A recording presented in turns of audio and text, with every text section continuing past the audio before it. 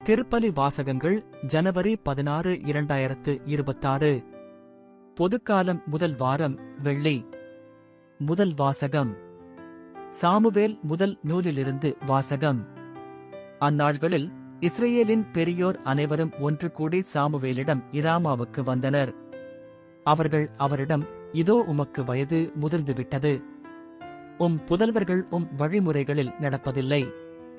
ஆகவே அனைத்து வேற்றினங்களிடையே இருப்பது போன்று ஓர் அரசனை நியமித்தருளும் என்று கேட்டுக்கொண்டனர். எங்களுக்கு நீதி வழங்க ஓர் அரசனை தாரும் என்று அவர்கள் கேட்டது சாமுவேலுக்கு தீயதெனப்பட்டது. சாமுவேல் ஆண்டவரிடம் வேண்டிக் கொண்டார். ஆண்டவர் சாமுவேலிடம் கூறியது, மக்கள் குரலையும் அவர்கள் உன்னிடம் கூறுவது அனைத்தையும் கேள். ஏனெனில் அவர்கள் உன்னை புறக்கணிக்கவில்லை. அவர்களை நான் ஆளாதபடி என்னைத்தான் புறக்கணித்துவிட்டனர். ஓர் அரசன் வேண்டும் என்று தம்மிடம் கேட்ட மக்களுக்கு சாமுவேல் ஆண்டவர் கூறிய அனைத்தையும் கூறினார். உங்கள் மீது ஆட்சி செய்யும் அரசனின் உரிமைகளாவன, அவன் உங்கள் புதல்வர்களை தன் தேரோட்டிகளாகவும் தன் குதிரை வீரர்களாகவும் வைத்துக் கொள்வான். அவர்களை தன் தேர்களுக்கு முன் ஓடச் செய்வான். அவன் அவர்களை 1000 தலைவராகவும் 50 தலைவராகவும் தன் நிலத்தை உழுபவராகவும் தன் விளைச்சலை அறுவடை செய்பவராகவும் தன் போர் கருவிகளையும் தேர் கருவிகளையும் செய்பவராகவும் நியமித்துக் கொள்வான். மேலும் அவன் உங்கள் புதல்வியரை பரிமள தைலம் செய்கிறவர்களாகவும் சமைப்பவர்களாகவும் அப்பம் சுடுபவர்களாகவும் வைத்துக் கொள்வான். அவன் உங்கள் வயல்களிலும் திராட்சை தோட்டங்களிலும் ஒலிவத்தோப்புகளிலும் சிறந்தவற்றை எடுத்துக்கொண்டு தன் அலுவலருக்கு கொடுப்பான். உங்கள் தானியத்திலும் திராட்சை பலனிலும் 10 ஒரு பங்கை எடுத்துக்கொண்டு தன் காரிய தலைவருக்கும் அலுவலருக்கும் கொடுப்பான்.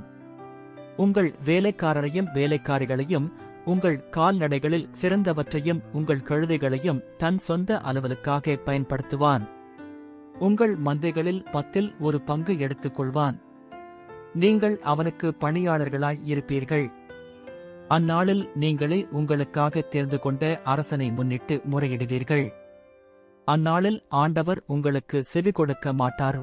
மக்களோ சாமுவேலின் குரலுக்கு செவி கொடுக்க மறுத்து, இல்லை, எங்களுக்கு கட்டாயமாய் ஓர் அரசன் வேண்டும். அனைத்து வேற்றின மக்கள் போலவே நாங்களும் இருப்போம். எங்கள் அரசன் எங்களுக்கு நீதி வழங்குவார். எங்கள் போர்களை முன்னின்று நடத்துவார் என்றனர்.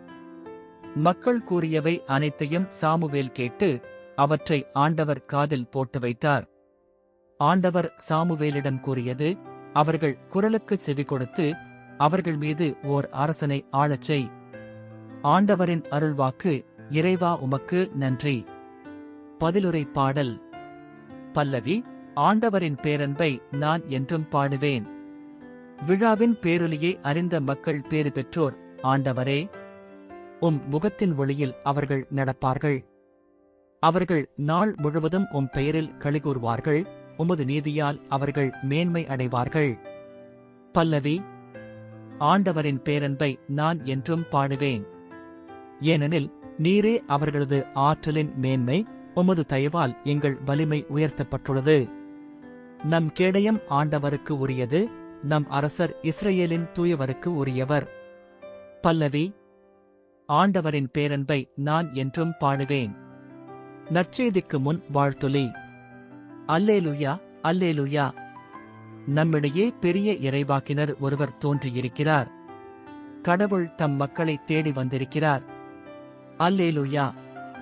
நற்செய்தி வாசகம். மார்க்கு எழுதிய தூய நற்செய்தியிலிருந்து வாசகம். இயேசு மீண்டும் கப்பர்நாகுமுக்குச் சென்றார். அவர் வீட்டில் இருக்கிறார் என்னும் செய்தி பரவிற்று. பலர் வந்து கூடவே வீட்டு வாயிலருகிலும் இடமில்லாமல் போயிற்று. அவர் அவர்களுக்கு இறைவார்த்தையை எடுத்துரைத்துக் கொண்டிருந்தார். அப்போது முடக்குவாதமுற்ற ஒருவரை 4 சுமந்து அவரிடம் கொண்டு வந்தனர். மக்கள் திரண்டிருந்த காரணத்தால் அவரை இயேசுவுக்கு முன் கொண்டுவர இயலவில்லை. எனவே அவர் இருந்த இடத்திற்கு மேலே வீட்டின் கூரையை உடைத்து திறப்பு உண்டாக்கி முடக்குவாதமுற்றவரை படுக்கையோடு கீழே இறக்கினர். இயேசு அவர்களுடைய நம்பிக்கையைக் கண்டு முடக்குவாதமுற்றவரிடம், மகனே, உன் பாவங்கள் மன்னிக்கப்பட்டன என்றார். அங்கே அமர்ந்திருந்த மறைநூல் அறிஞர் சிலர், இவன் ஏன் இப்படி பேசுகிறான்? இவன் கடவுளை பழிக்கிறான். கடவுள் ஒருவரே அன்றி பாவங்களை மன்னிக்க யாரால் இயலும் என உள்ளத்தில் எண்ணிக்கொண்டிருந்தனர். உடனே அவர்கள் தமக்குள் இவ்வாறு எண்ணுவதை இயேசு தம்முள் உணர்ந்து அவர்களை நோக்கி, உங்கள் உள்ளங்களில் இவ்வாறு எண்ணுவது ஏன்? முடக்குவாதமுற்ற இவனிடம் உன் பாவங்கள் மன்னிக்கப்பட்டன என்பதா? எழுந்து உன் படுக்கையை எடுத்துக்கொண்டு நட என்பதா? எது எளிது? மண்ணுலகில் பாவங்களை மன்னிக்க மானிட மகனுக்கு அதிகாரம் உண்டு என்பதை நீங்கள் அறிந்து கொள்ள வேண்டும் என்றார். எனவே அவர் முடக்குவாதமுற்றவை நோக்கி, நான் உனக்குச் சொல்கிறேன், நீ எழுந்து உன்னுடைய படுக்கையை எடுத்துக்கொண்டு உனது வீட்டுக்குப் போ என்றார். அவரும் எழுந்து உடனே தம்முடைய படுக்கையை எடுத்துக்கொண்டு எல்லாரும் காண வெளியே சென்றார். இதனால் அனைவரும் மலைத்துப் போய், இதைப்போல நாம் ஒருபோதும் கண்டதில்லையே என்று கூறி கடவுளை போற்றிப் புகழ்ந்தனர். ஆண்டவரின் அருள்வாக்கு. கிறிஸ்துவே உமக்கு புகழ்.